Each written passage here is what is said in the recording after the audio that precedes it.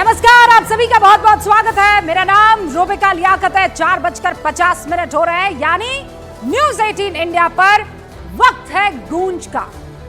आज 26 जुलाई, ये वो दिन है जिस दिन भारत ने दुनिया को दिखा दिया था कि अगर देश के लिए जीने और मरने का जज्बा हो तो कोई भी जंग जीती जा सकती है। जब दुश्मन 17,000 फीट की ऊंचाई से आप पर घात लगाकर बैठा, और वो हालात आप जानते हैं कैसे थे। ये एक चोटी जहां से पाकिस्तान, दुश्मन देश, उसके सैनिक नजर गड़ाए हुए थे, उस चोटी पर जहां पर हम मौजूद थे।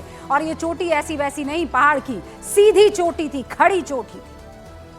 तब दुनिया में एकमात्र भारतीय फौज थी जिसमें हमने हिम्मत के दम पर, हौसले के दम पर, मातृभूमि के प्रेम के दम पर पाकिस्तानी घुसपैठियों को पीछे धकेल दिया। आज का दिन उसी विजय दिवस के जश्न का है। आज का दिन कारगिल विजय दिवस का है। कारगिल विजय दिवस के 25 साल पूरे होने पर पूरे देश को शुभकामना और नमन है उन तमाम बांकुरों को, रण बांकुरों को, जिन्होंने अपनी जान की परवाह किए बगैर हिंदुस्तान की इज्जत को, उसकी आबरू को ध्यान में रखा और उसे बढ़ाए रखा। लेकिन आज के दिन प्रधानमंत्री नरेंद्र मोदी जब कारगिल विजय दिवस पर देश को संबोधित कर रहे थे तो एक बात कही। प्रधानमंत्री नरेंद्र मोदी द्रास के शहीद स्मारक पहुंचे थे और वहीं से पीएम मोदी ने 2024 के चुनावों के बाद जिस शब्द का सबसे ज्यादा इस्तेमाल हुआ, अग्निवीर, अग्निपथ, उस पर कुछ कहते हैं। क्या कहते हैं, मैं चाहती हूं आप सुनिए। दशकों तक संसद से लेकर अनेक कमेटी तक में सेनाओं को युवा बनाने पर चर्चाएं होती रही है। ये विषय बरसों तक अनेक कमेटियों में भी उठा, लेकिन देश की सुरक्षा से जुड़ी इस चुनौती के समाधान की पहले इच्छा शक्ति नहीं दिखाई गई। शायद कुछ लोगों की मानसिकता ही ऐसी थी। तो प्रधानमंत्री नरेंद्र मोदी क्या कह रहे हैं कि बरसों तक ये मांग उठती रही है, लेकिन आज से पहले तक सरकार ने वो इच्छा शक्ति नहीं दिखाई। हमने वो इच्छा शक्ति दिखाई, वो विल दिखाई कि फैसला ले लिया। लेकिन दूसरी तरफ नेता प्रतिपक्ष है राहुल गांधी, जो कहते हैं कि ये बात झूठी है, ये गलत है। वो क्या कह रहे हैं पहले मैं आपको सुनवाती हूं, और दोनों नेताओं के बयान में चाहती हूं आप ध्यान में रखें। फैक्ट्स आर वेरी इंपॉर्टेंट, बहुत जरूरी है। आप सुनिए नरेंद्र मोदी के बाद ये बयान जो राहुल गांधी ने संसद में दिया। देश की सेना जानती है, पूरा देश जानता है कि अग्निवीर स्कीम सेना का स्कीम नहीं है, पीएमओ का स्कीम है। और पूरी सेना जानती है कि स्कीम प्राइम मिनिस्टर का ब्रेन चाइल्ड था, स्कीम सेना का ब्रेन चाइल्ड नहीं था। मैं शब्दशः रिपीट करती हूं, राहुल गांधी सदन में कह रहे हैं पूरी सेना जानती है कि ये स्कीम जो है, अग्निपथ स्कीम, ये प्रधानमंत्री नरेंद्र मोदी का ब्रेन चाइल्ड है, यानी उनके दिमाग की उपज है, ना कि सेना के दिमाग की उपज है। इन दोनों नेताओं के बयानों को आपने सुन लिया है। एक तरफ है प्रधानमंत्री नरेंद्र मोदी और दूसरी तरफ है राहुल गांधी। सच्चाई क्या है, सच कौन बोल रहा है? प्रधानमंत्री नरेंद्र मोदी जो कहते हैं कि बरसों से ये मांग की जाती है, या फिर राहुल गांधी जो कह रहे हैं कि ये अग्निपथ और ये जो स्कीम आई है ये मोदी और पीएमओ का ब्रेन चाइल्ड है। हमारे पास पन्ने हैं और आपको ये बता दूं, फैक्ट्स दे डोंट लाई। ये फैक्ट्स कैसे हैं?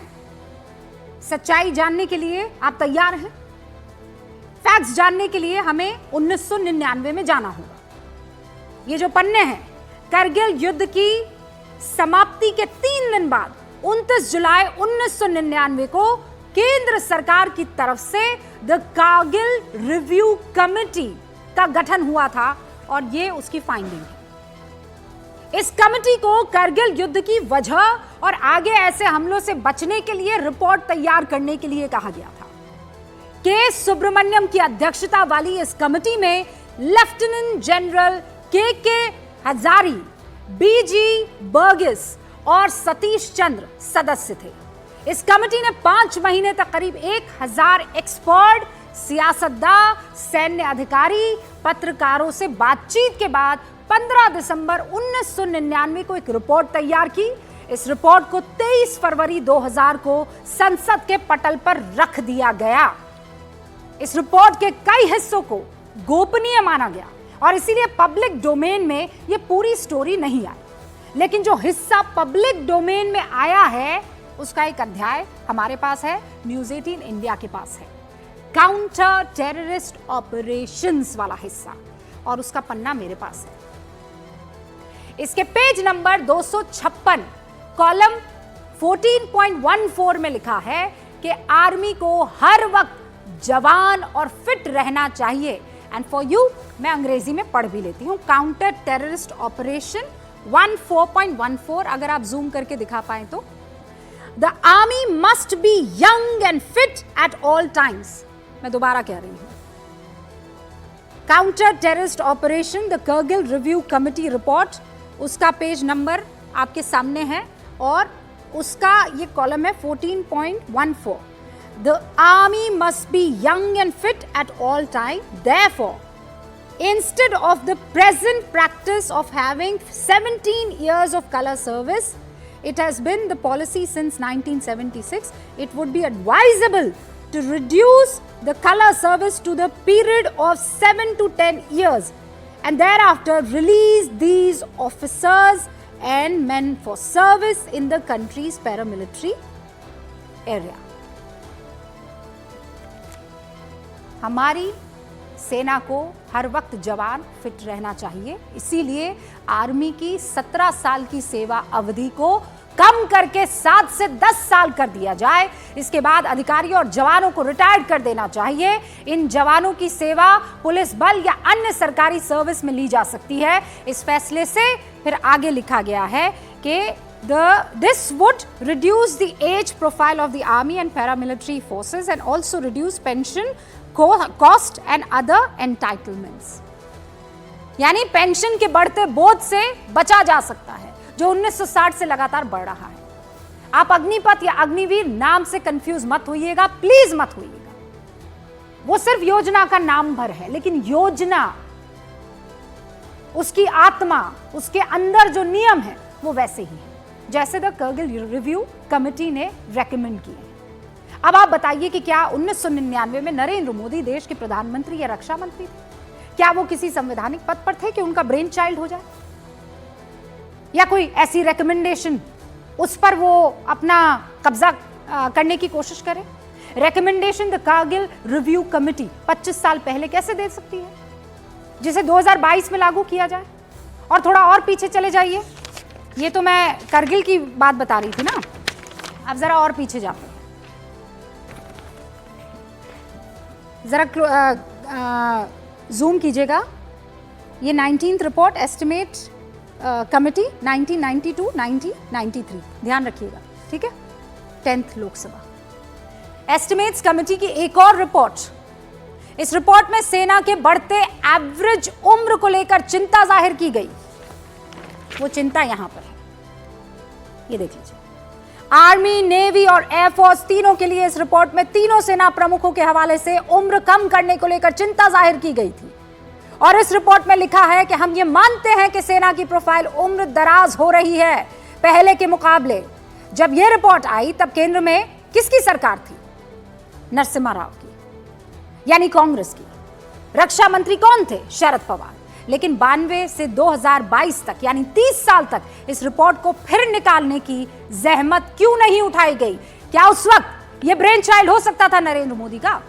अग्निपथ असल में इन्हीं रिपोर्ट के आधार पर लाया गया, जिसमें अग्निपथ स्कीम के तहत भर्ती सैनिकों की सेवा 4 साल होती है। 4 साल बाद 75% अग्निवीरों को रिटायर होना होगा। अग्निवीरों को एक मुश्त राशि मिलेगी, पेंशन नहीं। अग्निवीरों को अर्धसैनिक बलों और पुलिस में प्राथमिकता मिलेगी। इन चारों लाइन को आप द करगिल रिव्यू कमेटी की रिपोर्ट में पाएंगे। अंतर इतना है कि वहां सेना की अवधि 7 से 10 साल रखने को कहा गया था, अग्निपथ में इसे 4 साल रखा गया है। द करगिल रिव्यू कमेटी में सभी को 7 से 10 साल बाद रिटायर्ड करने की बात की है।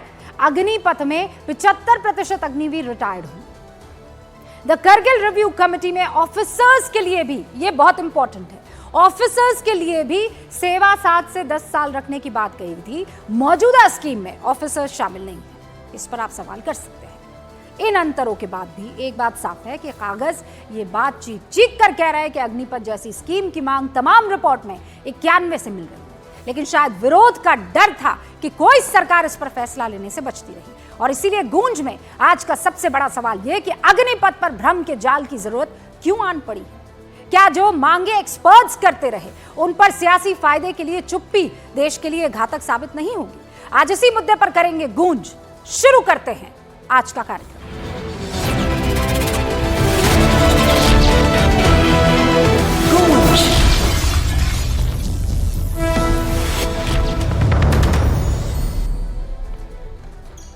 और इस वक्त 2 खास मेहमान हमारे साथ हैं, बाकी और मेहमान हमारे साथ जुड़ेंगे, लेकिन इस वक्त स्क्रीन पर आप के शर्मा जी, भारतीय जनता पार्टी के राष्ट्रीय प्रवक्ता और हम सब के चहेते, हम सब जिन्हें बहुत मोहब्बत करते हैं, जनरल जीडी बख्शी साहब, वतन के लिए हर वक्त सबसे आगे रहते हैं, चाहे वो तमाम दुश्मन मुल्कों को आंख में आंख डालकर बताना हो कि सुन लो, तुम जानते नहीं कि ये फौज किस मिट्टी की बनी हुई है। जीडी बख्शी साहब, बहुत बहुत स्वागत है आपका। के शर्मा जी, आपका भी बहुत बहुत स्वागत है। शर्मा साहब, शुरुआत आपसे कर रही हूं। सवाल यह है कि आज भी इस मसले पर लेकर चर्चा जारी है। कहा जा रहा है कि आप लोगों ने फौज में इस तरीके की एक स्कीम को लाकर मोरल डाउन करने का काम किया है। सबसे पहले रूबिका जी, मैं आपको बहुत बहुत धन्यवाद देना चाहूंगा कि जिस तरह से आज आपने अपने कार्यक्रम की शुरुआत की और उस शुरुआत में जो आपने रिपोर्ट दिखाई है, मैं समझता हूं देश के लोगों को, आपके करोड़ों दर्शकों को कई भ्रांतियां दर्शकों की दूर भी हुई होंगी और साथ ही साथ आज शायद मैं समझता हूं कि कांग्रेस के लोगों की बोलती बंद हो गई होगी। आज उनको समझ आ गया होगा कि हम किस झूठ को बढ़ावा दे रहे हैं। हम तो पहले दिन से ही कह रहे हैं, ये रिपोर्ट्स भी हैं, पब्लिक डोमेन में भी कुछ हैं, उस माध्यम से बहुत स्पष्ट है कि जो अग्निवीर योजना है वो देश के हित में, सेना के हित में है, देश की सुरक्षा के हित में है। लेकिन जिस ढंग से विपक्ष उसका राजनीतिकरण कर रहा है, जिस ढंग से लोगों के अंदर भ्रम फैलाने की एक कोशिश है, ये देश की सुरक्षा के साथ भयानक खिलवाड़ है। यह सेना का राजनीतिकरण है और जिसके लिए कांग्रेस माननीय प्रधानमंत्री नरेंद्र मोदी का विरोध करते करते अब राष्ट्र के विरोध के लिए उतर आई है। उसे कोई लेना देना नहीं है देश की सुरक्षा से, देश के सैनिकों से, देश के किसी से। उनका एक उद्देश्य है, शर्मा जी, बस एक चीज मैं आपको ये बता देना चाहती हूं, और किसी तरह से देश के अंदर अराजकता पैदा कर दो और अपना रोटी सेको। और मैं, जब आप ये बात कर रहे हैं, एक बड़ी खबर आ गई है सर। मैं आपसे बात कहूं उससे पहले ये बड़ी खबर बता देना जरूरी है। बड़ी खबर अग्निवीर स्कीम को लेकर है। उत्तर प्रदेश में बड़ा ऐलान हुआ है। यूपी पुलिस में पूर्व अग्निवीरों को आरक्षण मिलेगा, पीएससी में भी पूर्व अग्निवीरों को आरक्षण मिलेगा। मुख्यमंत्री योगी आदित्यनाथ की तरफ से यह ऐलान कर दिया गया है कि जितने भी अग्निवीर हैं पूर्व, वो अग्निवीर पर यूपी के सीएम बता रहे हैं कि पूर्व अग्निवीरों को यूपी पुलिस में और पीएससी में आरक्षण दिया जाने वाला है।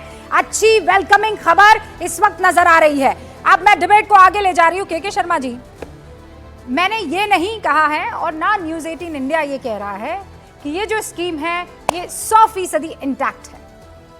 हम ये नहीं कह रहे। इंटैक्ट का मतलब ये है कि मतलब अब इसमें कोई रद्दोबदल नहीं हो सकता। ये सबसे शानदार, सबसे बेहतरीन स्कीम है।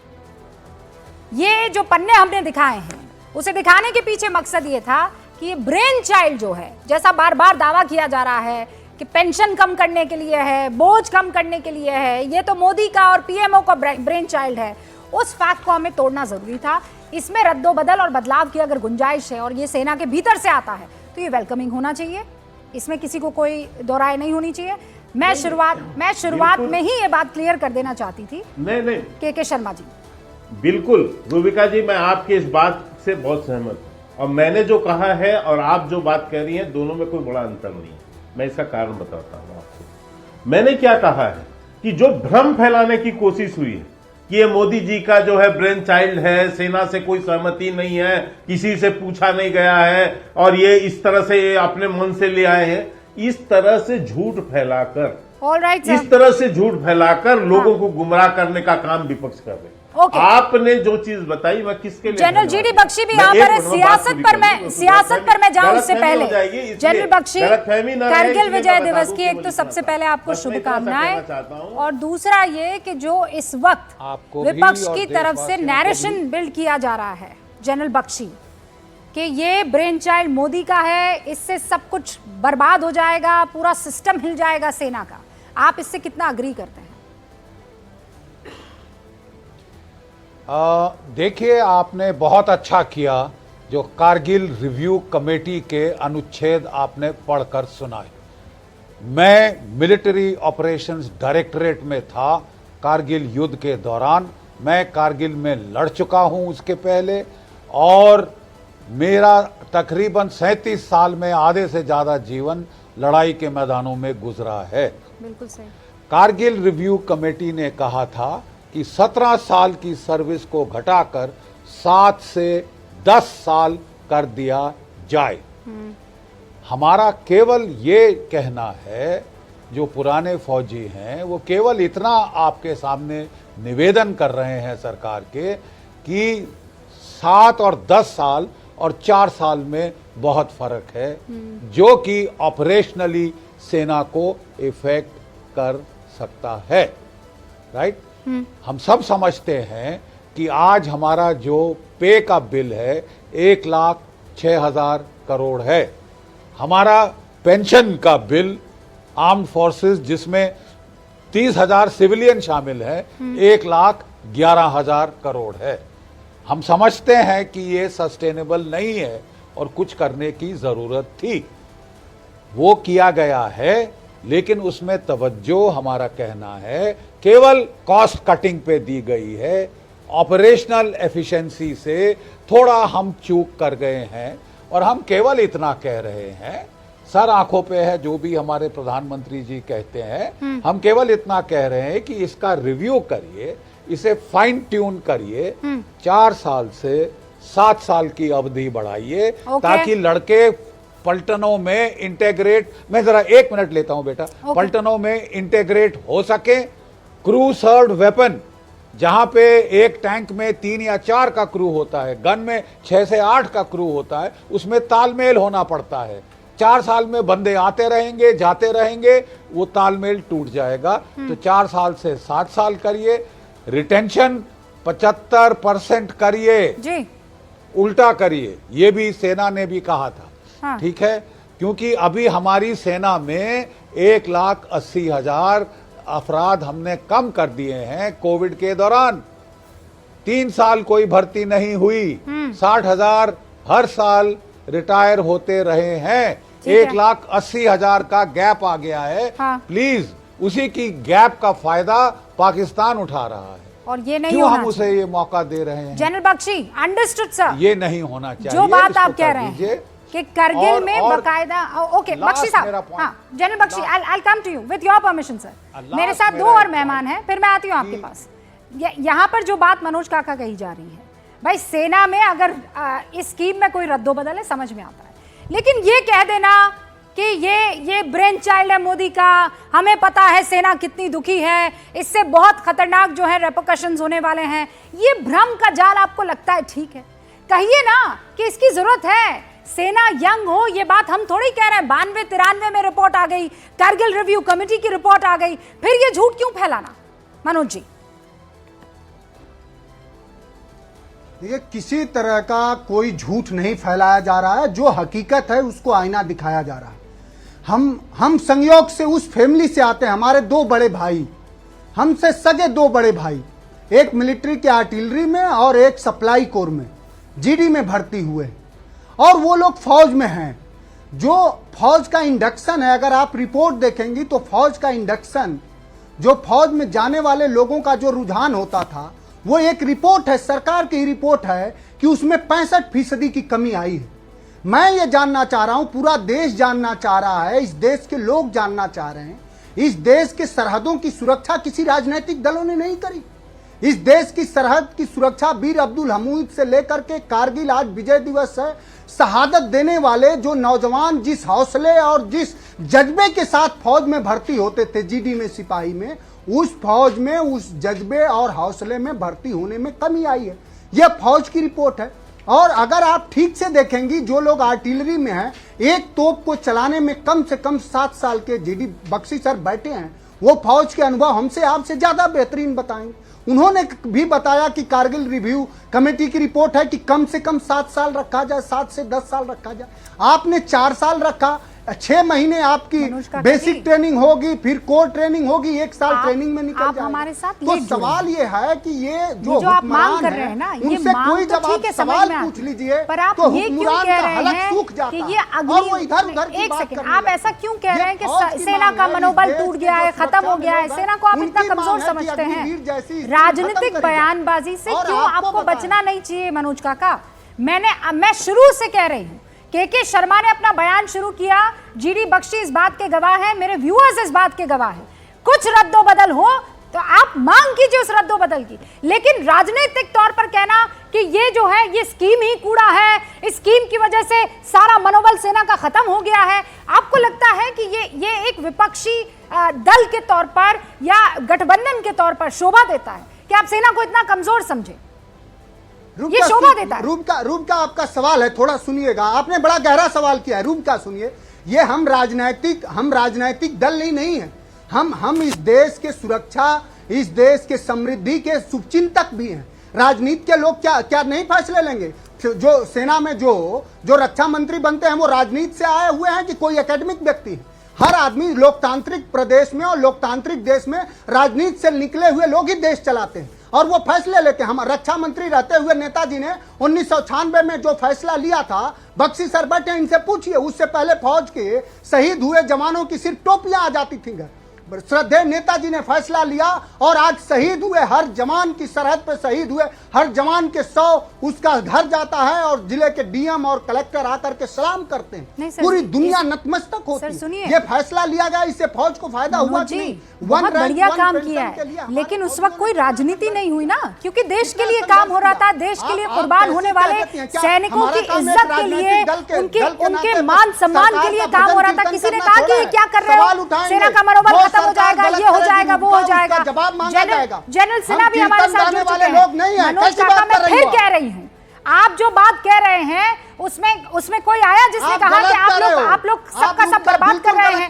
जनरल सिन्हा, वंदना करें और सवाल खड़े करो। नहीं, क्या वंदना? कोई वंदना नहीं कर रहा है, यहाँ वंदना नहीं हो रही है, यहाँ फैक्ट्स की बात हो रही है। आप लोग कहते हैं कि मोदी का ब्रेन चाइल्ड है, आप लोग जो भ्रम फैलाते हैं, मैंने तो रिपोर्ट सामने की है, उस रिपोर्ट में कहा गया है कि सेना की उम्र ज्यादा हो रही है, उस सेना की उम्र को कम करने की जरूरत है। के लोगों को हकीकत से रूबरू कर, मोदी जी केवल सेना में ही नहीं, सामरिक सुरक्षा के स्तर पर, सामरिक सुरक्षा के सवाल पर, समृद्धि के सवाल पर, जनरल सिन्हा, हर मायनों और ओके मनोज काका, मैं सबको मौका देना चाहती हूँ। जनरल सिन्हा,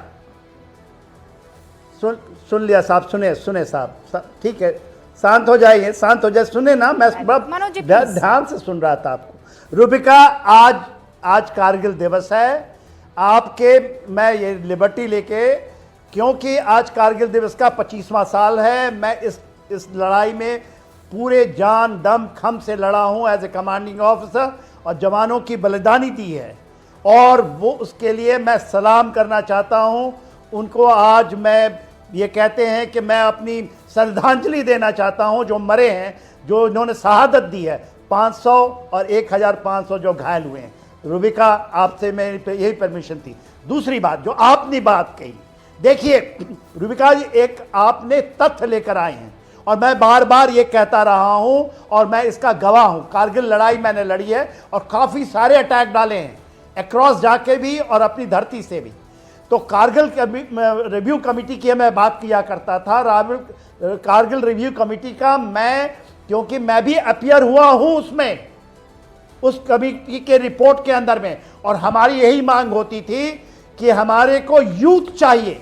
कारगिल वॉर में हमारे जवान जो यंग थे, जो ऑफिसर थे यंग थे, उन्होंने अपनी योगदान दी थी, और कारगिल इसका साक्ष्य है।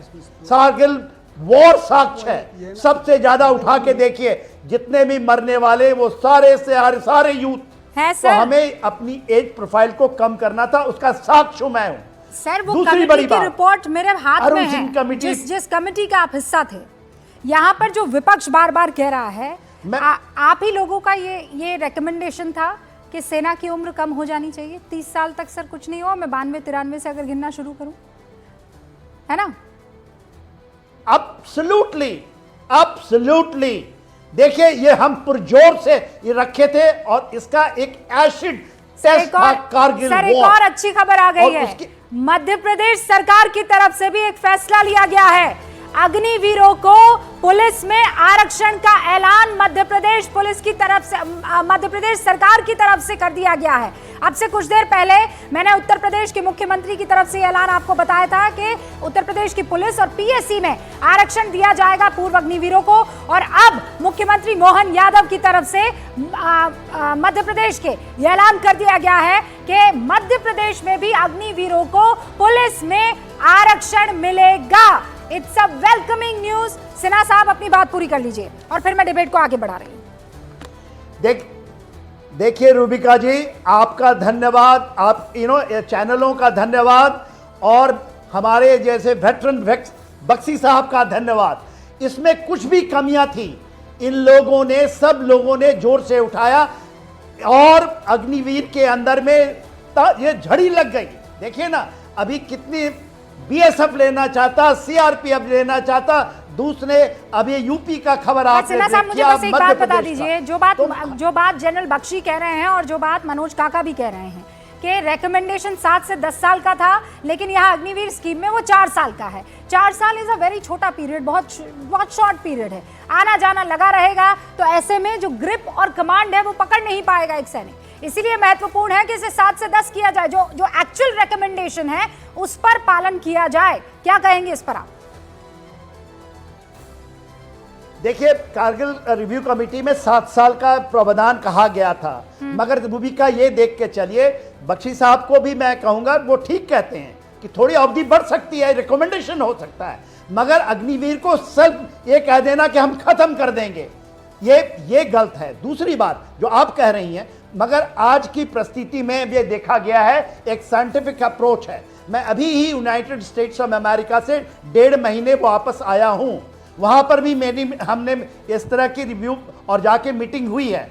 देखिए, आज के दिन में एआई, क्लाउड कंप्यूटिंग, रोबोटिक, ये इतनी टेक्नोलॉजी इतनी तेजी से बदल रही है, उसके अंदर में आपको जरूरत है कि नए इनपुट आपको मिले। टेक्नोलॉजी वेरी फास्ट है। देखिए, जनरेशनल गैप पहले जो 30 साल 40 था, अब 6 साल हो गया है। एक जनरेशन और दूसरे जनरेशन का गैप, कभी ये 80 साल का होता था। तो ये साइंटिफिकली होना चाहिए, ना कि टेबल के ऊपर, डिबेट के ऊपर में। ओके, यदि आप वो दोनों सर, कहते हैं, एक तो मैं ये बता देना चाहती हूँ, मैं भी ये लिबर्टी लेना चाहती हूँ कि करगिल की लड़ाई में ग्राउंड पर मौजूद बड़े अफसर इस वक्त मेरे साथ इस कार्यक्रम में मौजूद हैं, और वो भी करगिल विजय दिवस के मौके पर। मुझे नहीं लगता कि इससे बेहतर कोई लम्हा हो सकता है। आप दोनों का, तमाम सैनिकों का हम जितना शुक्रिया करें वो कम है। लेकिन जनरल बख्शी, जो जनरल सिन्हा यहाँ पर कह रहे हैं कि देखिए, आजकल एआई, और आपने तो बाकायदा इस पर बहुत सारे वीडियोस बनाए जनरल बख्शी, कि टेक्नोलॉजी का इस्तेमाल सेना में किस तरीके से बढ़ रहा है, तो इसकी तुलना अगर अग्निवीर स्कीम से की जाए, हम कहां पाते हैं अपने आप को?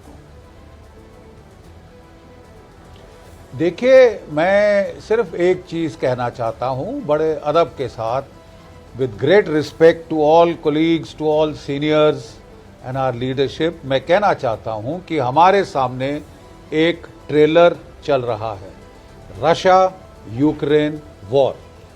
क्या रशिया के पास टेक्नोलॉजी की कोई कमी है। जितने 80,000 टैंक हैं उस देश के पास, उनके पास जो सबसे आधुनिक जेट फाइटर्स वो हैं, वो FAB बॉम्ब्स लगा रहे हैं, ग्लाइड टॉस बॉम्ब्स, वो ड्रोन्स का भरपूर इस्तेमाल कर रहे हैं। लेकिन उनकी ये लड़ाई 3 साल क्यों खिंची है? क्योंकि उन्होंने हमला शुरू किया केवल 1 लाख सैनिकों से, जबकि यूक्रेन की फौज थी 2.5 लाख और मोबिलाइज होके 5.5 लाख हो गई। रूस को लेने के देने पड़ गए। खेरसौन में हार हुई, खार्किव में हार हुई और तब मजबूरन लड़ाई के दौरान उन्हें 3 लाख फौज मोबिलाइज करनी पड़ी, रिजर्विस्ट। उसके बाद उन्होंने 5 लाख और नए लड़के रिक्रूट किए हैं। देखिए, मैं कहना चाहता हूं कि टेक्नोलॉजी भी हमको चाहिए, मैन पावर भी चाहिए, क्योंकि आपकी लड़ाई पहाड़ों में है, जहां की हमले की अनुपात, अगर हमला करना है पहाड़ में 1:10 चाहिए, मैदानों में 1:3 चाहिए। सारी लड़ाई पहाड़ों में है, पूरा हिमालय पहाड़ है, पूरा J&K पहाड़ है, आपकी लड़ाई वहां पे है। हमको मैन पावर और टेक्नोलॉजी, ड्रोन्स की जरूरत, रॉकेट्स की जरूरत, मिसाइल्स की जरूरत, सबकी पड़ेगी। हमको अपना डिफेंस का बजट बढ़ाना होगा। मैन पावर काट के हम अपना नुकसान करेंगे। ऑलराइट सर, क्योंकि आपको लड़ाई के दौरान वो फिर बढ़ाने पड़ेंगे। ठीक है सर, ये मेरा बड़ा हम्बल सबमिशन है। ओके सर, आपने समझा दिया। ये रशिया को लेकर, यूक्रेन को लेकर, शर्मा जी क्या रिव्यू होगा? नहीं, मुझे देखिए, मैं जनरल बख्शी साहब ने अपनी व्यू रखी, मैं बहुत सम्मान करता हूं जनरल बख्शी जी का। के सिन्हा जी ने अपना एक व्यू रखा, उनकी भी बातों का सम्मान है।